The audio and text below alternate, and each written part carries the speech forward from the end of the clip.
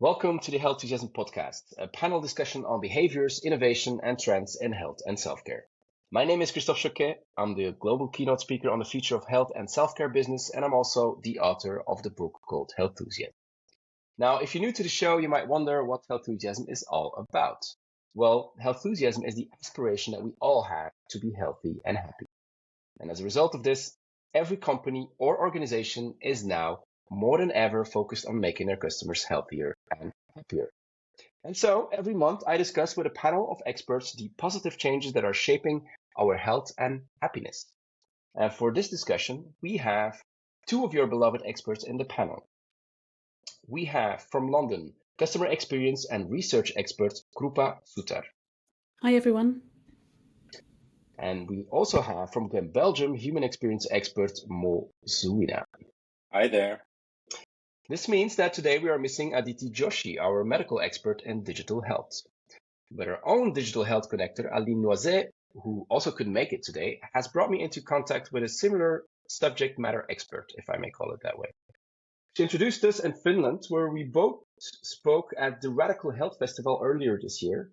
And we then later met again on the stage in the south of France, where we were both again speakers at Université de la e-Santé. I gotta say, I'm super happy to have this man on the show.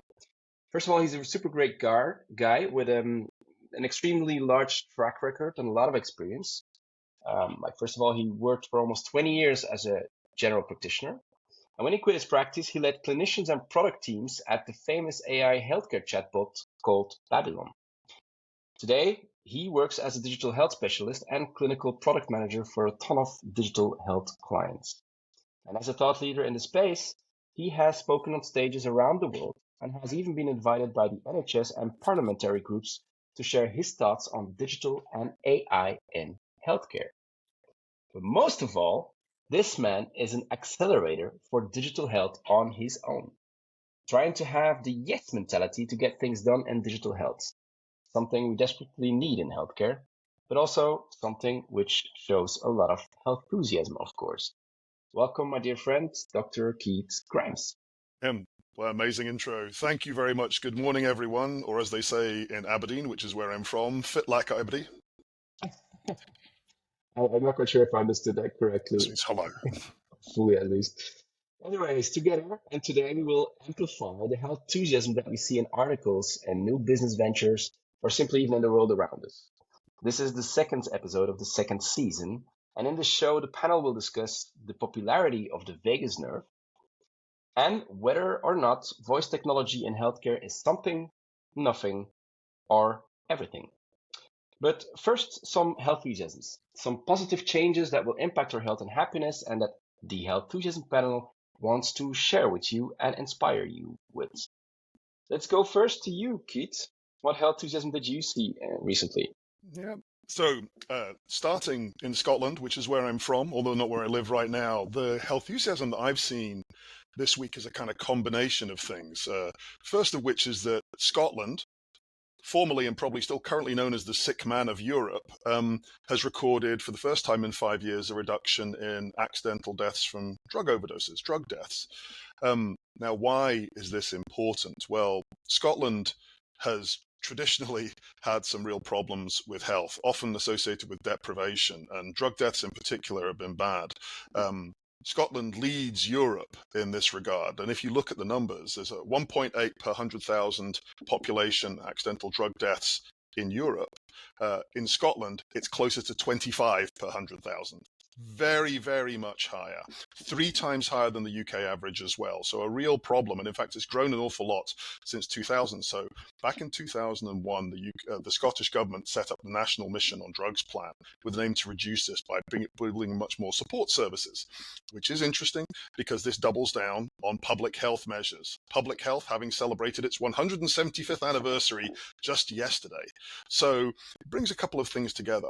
Now, what's interesting is that the numbers are reduced. They've managed to save, I think I've got 279 lives or a reduction, which is really quite substantial. And they're wanting to push further, so much so that they wanted to pursue things like more radical changes, decriminalization, shooting galleries, that kind of thing. But the trouble for Scotland is that Scotland is part of the United Kingdom, and this particular part of policy is held by central government, and the UK government has a very strong stance against such measures. So with the enthusiasm of things actually improving, we're also seeing something pushed back, which is that they don't want to put in some of these places. And of course, around the world, decriminalization and other measures have actually shown some real positive effects.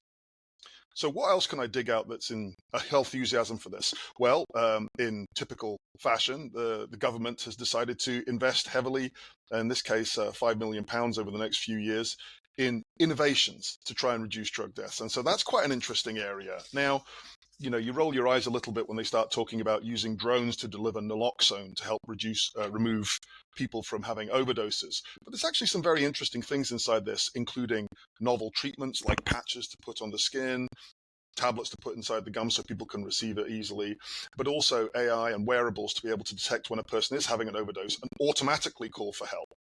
So it's a kind of a mixed picture, but I am very happy to see my country starting to turn the tide against the deaths in drug overdoses. Lovely. And to make a great segue here, turning the tide by using innovations and turning the tide for the numbers of drug deaths that you have in Scotland by using innovations. Maybe we can use innovations through turning the tide on aging. SpaceX astronauts were launched just last week, the 25th of August, on a 6-month research expeditions to improve healthcare options on Earth. They'll do a lot of studies, but one of the studies that is particularly interesting is reversing the aging of our immune system. And so what they try to do is, I won't go into the technical details here now, but what they try to do is try to understand the relation between aging and the faster pace of aging that we actually have in space. Because if we are in space, the physiological changes resembles one of when we age at a faster pace. Let's put it that way. And this is not the first time that SpaceX is doing this. They've already done it a couple of times. I think last year as well, they did something related to the gut microbiomes. And there's a lot of initiatives at that level going into space to actually trying to understand how we can improve health on Earth. I actually wrote a newsletter about it. You can go and discover it on Healthusiasm.com. But there's even, did you know, Keith, that in the NHS, there's a joint venture between, and UK, there's a joint venture between the NHS and the UK Space Agency, specifically for that purpose? Oh, I didn't know that, although I do actually know Paul Bates, who's the chief executive of the UK Space Agency, who's a lovely guy, and he is a very enthusiastic person. So I'm not surprised that they're looking into that. What a great double act. Great. So SpaceX involved in something related to reversing aging. From one wealthy person to another, Mo, and I'm not talking about you, but probably you're in Healthusiasm. Well, you can talk about me, but I enjoy a different type of richness for now. That's my way of saying I'm poor. Oh, anyway, so nice. Yeah, I think it's a human story once again, driven by passion and a man on a mission. His name is Reed Jobs. Not a lot of people we know are named Jobs, and yes, he is the son of Apple's co-founder Steve Jobs and his philanthropist mom, Laureen Powell Jobs. Reed is the only child out of that marriage, and he's stepping into the limelight today with his brand new venture called Yosemite. And those who might be Mac geeks might recognize that name, Yosemite. Yosemite just closed its first fund round with a whopping $200 million. And on the table are some really impressive names, MIT, Memorial Sloan Kettering Cancer Center, and John Doerr. News so compelling is, Reed is a man on a mission. His personal experience drives him after his father's battle with pancreatic cancer, which he lost in 2011. Reed changed course. He left his medical studies to explore history, earned a master's degree, and eventually he joined his mother's philanthropic organizations called the Emerson Collective, playing a crucial role in speeding up cancer research. And it's an extension of Reed's mission. The venture combines business and philanthropy. They fund innovative science through a donor-advised funds, and the goal is to accelerate research, turn breakthrough into a real-world solution, and share the rewards of everyone's benefit. So, yes, we have an enthusiasm here. freeing more means, resources, and focus on cancer research, but especially it's a story of passion and a man on a mission which uses his wealth for good and intelligently. Lovely. Passion and a human story, those are the words that I heard. I try to make a link here to my next Healthusiasm, which is about private members only clubs. Because very often people there, they have some sort of passion if they get together. And it's often related to human stories that they try to find themselves together. At least that's what I think. But you might remember those organizations from movies. That's where the old men smoke cigars, drink whiskeys. It's a very masculine environment very often in movies. It has its origins in aristocratic circles, probably already in the 1800s something. But why do I bring this up? Why do I refer to the human story or the passion? Is because those private member clubs are not anymore about smoking cigars or drinking whiskey only, or just trying to get your network or having connections with your network as much as possible. There's two evolutions, actually. One is there's more and more private member clubs. They're on the rise. And the reason is that since COVID, what we know is that we're looking for a connection. We're looking to meet people, actually. This is some of the things that we're seeing. That's why these private members only clubs there are on the rise. But there's a second evolution. And the second one has to do with health, of course. And that is more and more of these private members only clubs, they're turning into health conscious clubs, or they're even turning into child friendly or family friendly clubs, which was not the case 200 years ago. And so how did they change? They have next to the saloon and the co-working space and the bar and the restaurant, they now have gyms, fitness classes, massages, beauty treatments, physiotherapy, dermatology, well, all those kind of things. And you see them pop them up in London, you see them pop them up in Singapore, New York, pretty much in every big city. And it's pretty interesting in a way, because first of all, it was mostly about, building your network, having your network, meeting people. And now they're moving into the co-working, into the exercising. And in a similar fashion, what we see is that fitness centers are doing the opposite thing. Fitness centers used to be only about exercising, and they're moving more into like private members only clubs where people meet, where there's also childcare. Same goes for co-working spaces. Co-working spaces are becoming places where you can work out and where you can meet people, where there's childcare even. So all of these kind of clubs and get-together places are really becoming health beacons, if you will, where people can not only meet, not only work or exercise, but definitely work on their health as well. Krupa, up to you. What's your Healthusiasm this month? So mine's a really lovely article that I came across, and it was reported in August, and it's around a womb transplant. So basically over 100 womb transplants have taken place worldwide, and over 50 babies have been born. And last month it was reported that England's first ever womb transplant took place earlier this year, and the actual transplant was funded by Womb Transplant UK. And all the surgeons and doctors and nurses involved donated their time for free. So it was two sisters who were involved here. The older had completed her family and already had 2 children, and decided to donate her womb to her younger sister. So her younger sister was born with a condition where the uterus is absent or underdeveloped, but she had functioning ovaries. So this condition is known as type 1 MRKH. And her husband had already been through IVF, and they had already banked a number of embryos. And within 2 weeks of the surgery, what the surgeons had reported was that the recipient had already begun to have menstrual cycles.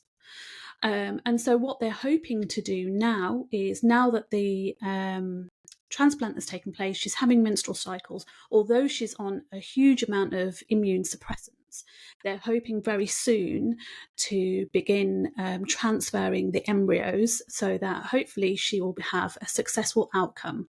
The surgeons have advised her that she can have a maximum of two pregnancies in total, and at that point they would then look at what to do next for her. So it was a really lovely article that had come across. And just to give you some general stats around this, so over 15,000 women of childbearing age in this country have something known as absolute uterine factor infertility. So that could be that they are either born without a womb or have had a hysterectomy, for example, due to cancer or other abnormalities of the womb. And Womb Transplant UK have stated that over 500 women have now contacted the charity to take part in the programme. And already a dozen of those have embryos in storage or undergoing fertility treatment, which is a prerequisite essentially to getting onto the waiting list to have this transplant. So a lovely story, and it's lovely to see that this has taken place in the UK or England for the first time. It's amazing. I mean, all of you brought very nice human stories and very lovely stories. And this was really a breakthrough, Krupa. It's pretty amazing. Never heard of it. And maybe just for the quick fire of weird ones that I always try to do at the end, let me just start with another major breakthrough as well. Did you know that people speak at a normal rate of about 62 words per minute? I know, Keith, for you that might be double, but but yeah, that's pretty much the speed at which we speak. So why do I tell this fact? Is because that there's a person with ALS who actually can no longer use the muscles of her lips, tongue, larynx, jaws, and because of that, she lost her ability to speak. But she was able to speak again. What was the major breakthrough, you think? Have a guess. I think I know the answer to this one. Well, maybe I don't actually. Is the breakthrough computer-brain interface of some description? It's exactly that, yeah. So she got a chip implanted in her brain, at some sort of sensors, and she was able to communicate directly with the computer. It's a brain-computer interface, as they call it, and she was able to, by just thinking of the word she wanted to say, it came on the computer screen, which is a major breakthrough, if you will. Good. That's 1 point for you, Keith. Thanks for that. Another question.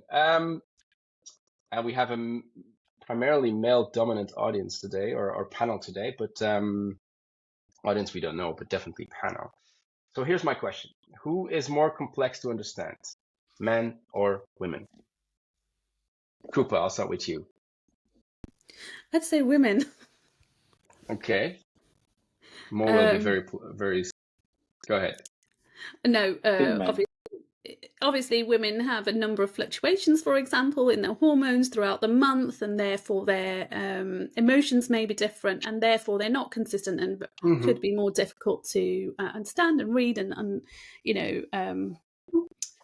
figure out what may be going on, even for them. So yeah, maybe we're more mystical creatures. I'm not sure. I have a feeling you're going to say men are, though. Keith, what do you think? Well, it depends who you're asking, of course. If you ask men, they may say women. If you ask women, they may say men. I mean, but I'll try and put some justification behind why I think women are maybe more complex, because of their, broadly speaking, higher emotional intelligence and sort of more richly complex interpersonal interactions, which for more bread and butter kind of unreconstructed Scottish men like me sometimes seems a little bit complex. So I'd give some justification behind it. I think it's women for those reasons. Well, it's all good and well. Obviously, it was a little bit of a trick question.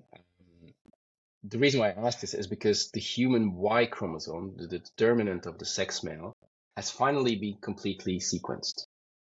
And I mean, it might be sounding confusing because the Human Genome Project, remember, announced about 22 years ago, I guess. It already said that it had fully sequenced the human DNA, but that was not really the case, because the X and Y chromosome, which is the sex chromosomes actually specifically, they were still impossible to decipher with technology at the time.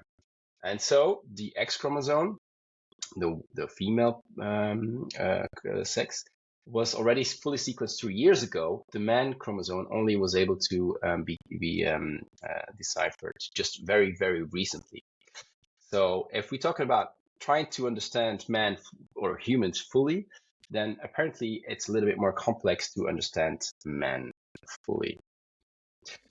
That was the trick question. Be careful with what you answer if I answer these questions.